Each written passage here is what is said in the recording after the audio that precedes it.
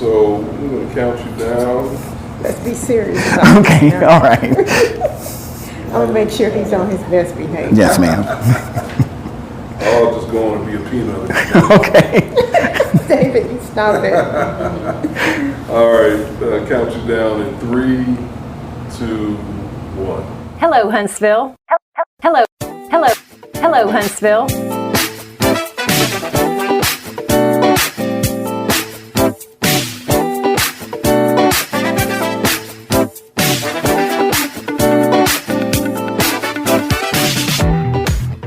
Hello, Huntsville. I'm Cynthia Joyner. Welcome to another edition of this podcast about all things Huntsville. Today, Tommy Battle. Mr. Mayor, so are you from Huntsville? No, I moved here in 1980, probably before you were born. But I moved here in 1980, and I was going to be here for 2 years because I was in the restaurant business, had a nice restaurant, was going to run it for a couple of years, then move into something else. And then I look back and, 43 years later, I'm still here. Then, became home real quick. When I first came in, I wasn't sure what I was getting myself into. I knew of Huntsville. I'd had some cousins who grew up here and an uncle who had settled in here, but I didn't know a lot about Huntsville. And when I came in, it was just fascinating looking at this city and seeing the potential that it had, and also the idea that we were going through a little recession in 1980. The steel mills had closed down in Birmingham, where I came from, and this place just never missed a beat. And so it was a great place to be in business. So what actually made you decide, just actually say, hey, this is going to be home forever for me? I think the thing that was the people. When you're I was in a cafeteria buffet style restaurant, and it's meat and taters type place. And so you're sitting there, and as you're sitting there, you see 1,500, 2,000 people a week. And you get to know people real quick as they come in to eat, and you talk to them and say hi to them and try to act as a good host. It didn't take long to realize that, we had just such a good group of people. Probably 60% of us are from somewhere else, and we bring in the ideas from somewhere else, the good ideas of things that have happened somewhere else, and say, hey, let's replicate that here in our town. And then another 40% are what we call lifers. Now, are you a lifer? I am. Okay, so the late Mrs. Battle was a lifer, and they're people who came in, who were born here and stayed here, and decided to make Huntsville their home. And we say the lifers were lucky because they were born here, and that the people who moved in here and decided to stay here, that they're smart. Absolutely. So what do you think makes Huntsville one of the best places to live? What do you attribute to the growth so far? Yeah, I think when you look at it, you've got to look, it goes back to, again, that quality of life. And it's more than just recreational things. It's more than running tennis, basketball, pickleball, all that stuff. It's having an arts center that, having the largest privately owned arts center like we have at Low Mill, is having a museum of art, is having having Broadway Theater League come into town. It's having a large engineering quotient, which means that you have more engineers and degree professionals per capita than anywhere else in the U.S. It's having the second largest research park in America, and maybe the fourth largest in the world. All those things kind of blend together and knit together to make up the fabric of what Huntsville is. And when you put it together, it gives everybody opportunity. When I first came into office, we would always talk, and we always had conversations. And many people in the north end of town said, we don't feel like we're part of Huntsville's success. We don't feel like we don't have jobs, we don't have this. And when you looked at it, they were right. We had a great entry-level set of jobs, and we had a great set of jobs if you're going to be a rocket scientist or an aerospace engineer, but we didn't have that middle ground in there. And over the last 15 years, we've been able to add the middle ground, which is Toyota Mazda, it's GE Aviation, it's Aerojet Rocketdyne Rocket Shop, Meta, Blue Origin, and finally, the Mazda Toyota plant and the Toyota motor manufacturing plant. You put all those together, and they're great advanced manufacturing jobs. Those advanced manufacturing jobs are made for those people, those young people who come out of school and maybe they don't want to be a rocket scientist. Maybe they want to go straight to the workforce, and they can come into those jobs and make $40,000, $60,000, $80,000 a year, make a decent wage, be able to put food on the table, put a roof over the head, and even think about starting a family.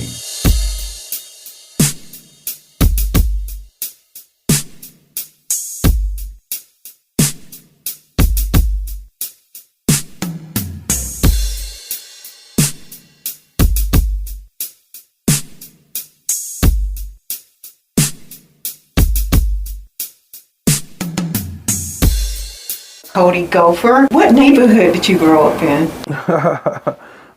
In North Huntsville on Gayheart, right off of Grizzard, in between Madison Lake. So, did 17 years over there. 17 years. Off the north side, yes, ma'am. Okay. What do you remember about it? It was. So I originally, as a kid, I stayed on Patton Road that's where they brought me home from the hospital. Okay. And then went to Old Madison Pike to Madison Gardens, I think it was, right across the street from the Space and Rocket Center. So we stayed there for about 2 years. Okay. And then we moved to North Huntsville in '82. Okay. So it was kind of, you can see the tail end of the middle stages of white flight. Okay. Black families moving out there. Knowing what I know now, kind of some of the eminent domains that my family went through prior to me being born, like Redstone Arsenal, the 565, uprooting and displacing people. That North Huntsville was probably the place that my family was able to stay the longest. Okay. So yeah, I got there in '82, about 3-4 years old. It was like my Harlem. I learned everything there, from style to, manners, principles of life. Educated in North Huntsville, from West Madison Lake to Ed White to Butler to A&M, and even Calhoun when it first moved in over there on Wind Drive. So the northern side of the town has always been there. Like I say, from education to church to mom and dad to the cousins, like that's my Harlem. When you just look at the energy of the Harlem Renaissance, places like the Apollo, the style that came up out of Harlem, that's what Huntsville was to me. Now, I didn't know that until I joined the military and started meeting people from other places, and, sitting next to people from LA, the Chicagos, the Miamis, and even people from outside the country, and being able to stand toe-to-toe with them with dialogue or just, shooting the dozens or even style. So, the way people look at Harlem and the swag and the demeanor that come up out of Harlem, I felt like that was in North Huntsville for me. So whenever I went somewhere, i.e. I'm draped in Huntsville attire. So anywhere you see me, that was North Huntsville style. So that's what I mean by that being my Harlem. Like, I just cherish it like people cherish Harlem. Tell me, what's your favorite Huntsville neighborhood? My favorite? And why? Once again, that's hard. I got, so I'm gonna just say this. I just bought a property on the east side, and never really stayed there. And so to kind of frequent that area now is it's pretty cool. I also moved into, have a property in South Huntsville to where they said black people couldn't go. And to dispel that myth, I gained a new respect for the north side. For the south side. When it comes to North Huntsville, which will always be, it's why I wear these New Balance, like the N stands for North Huntsville. Wow. So I tell people I stand on north side principles, just hearing people talk about the north side and what it needs and things of that nature, I just tell people when it comes to where I was raised, it need to go back to where it was. We don't need to go forward, we need to go back to what was there before. More homeowners. When I was growing up, that side of town had 4 or 5 different grocery stores, from Bruno's, the Food World, the Kroger's, and so we had a lot of that. We had black businesses to people like Stanley Terrain, had a TV repair shop back in the day. So, any narratives or notions of North Huntsville, I really think we just need to go back to where we were. But will it get back to that point? Only time will tell. So when you say get back to where we were, exactly what do you mean? True community, like homeowners, like people who took pride in the property. Nothing against renters, but as we look at this stage that we're in now in the country with high rental, home ownership was a thing back then. Like I said, when we moved in '82, Mom and Dad bought the house. And the people next door owned the home. So it just was a different vibe when the people owned the house.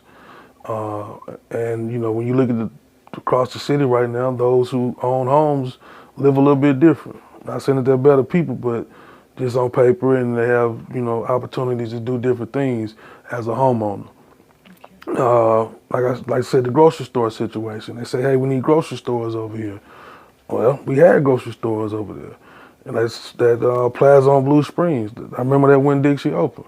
And people were happy. That was right there in the middle of the neighborhood. So that's what I mean. We got to go back to, if anything, go back to what it was, to the things that we need, necessities, were right there at your fingertip. And you didn't take any of your money outside of that community. So that's what I mean by that.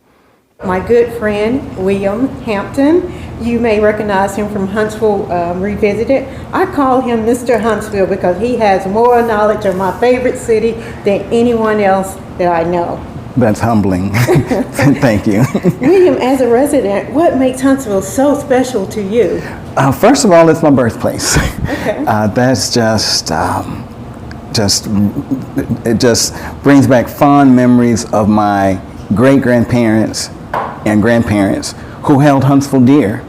And that just stuck with me as a child, that I live in a special place. And so growing up with great-grandparents, grandparents, great-uncles and aunts who were native to Huntsville, traveling with them throughout the 60s and seeing places that were important to them, and they would share these stories and make them come to life. Wow. And it just made Huntsville special to me. Wow. My favorite city in the U.S.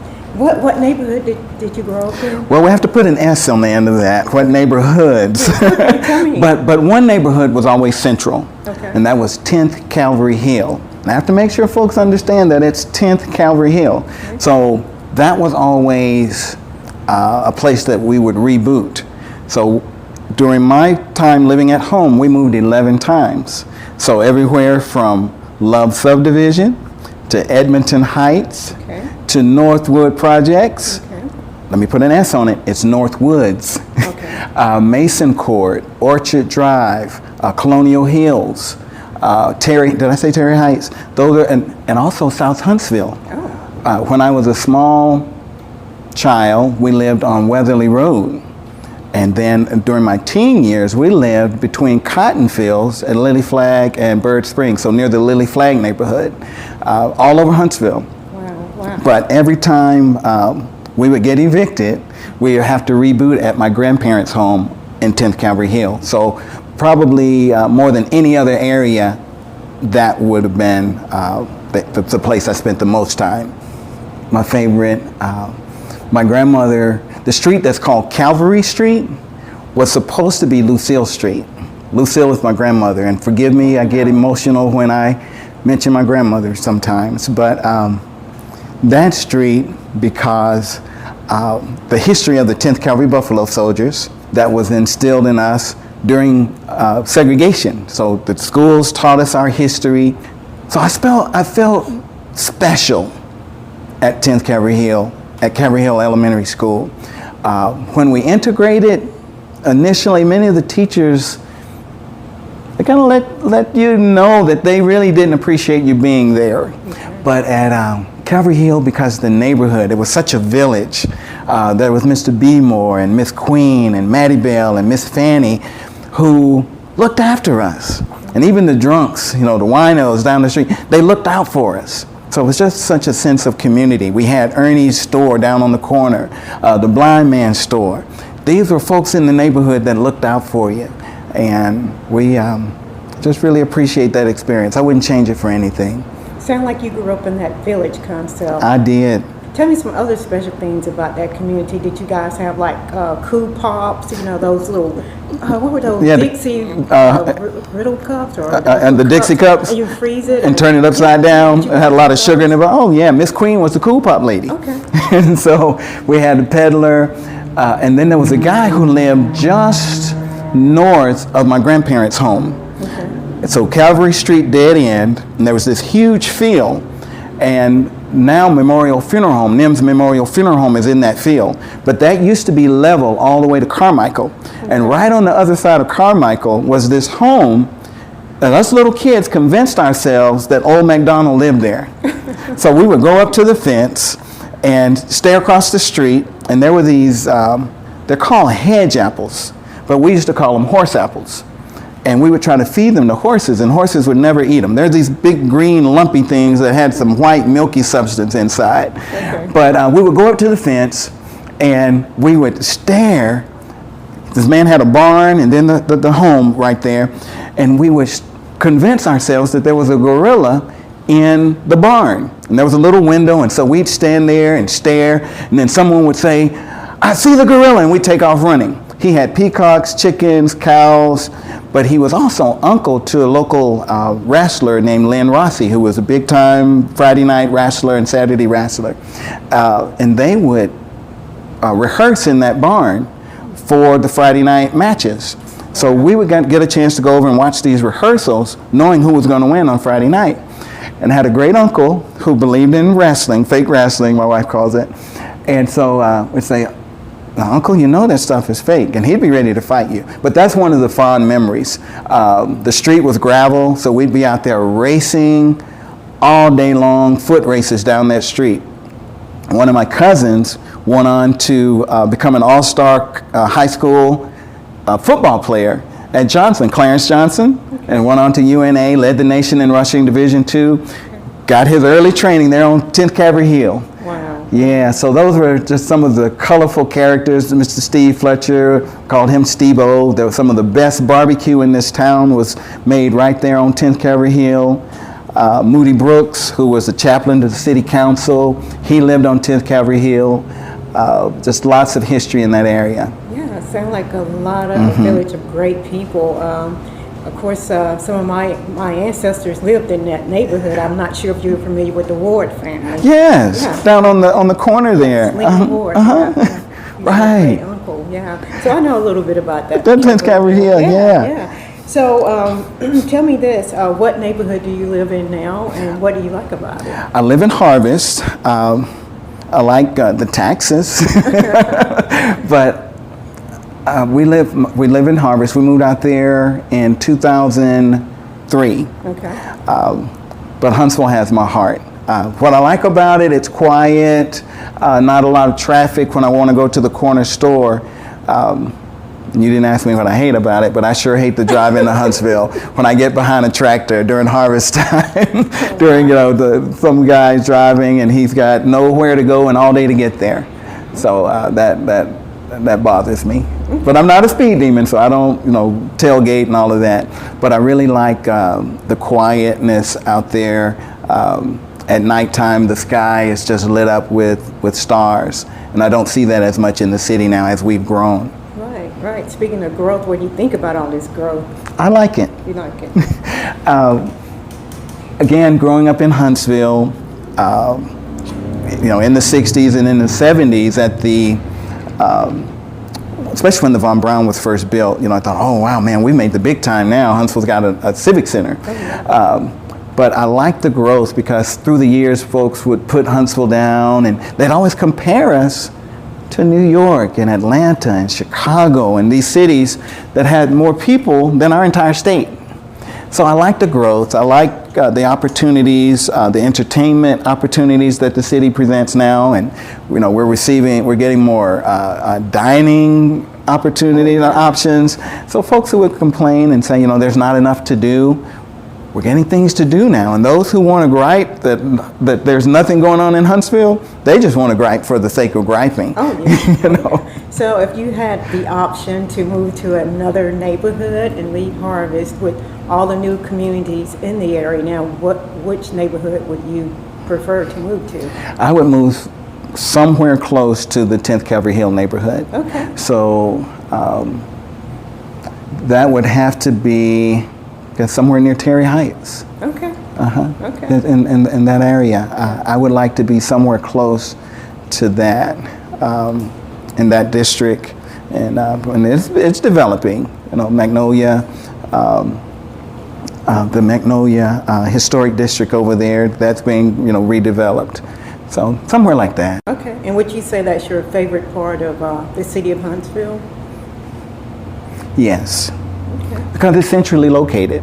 Yes. So from that point, you can head north, south, east, and west and get there, and then you're right there next to the interstate.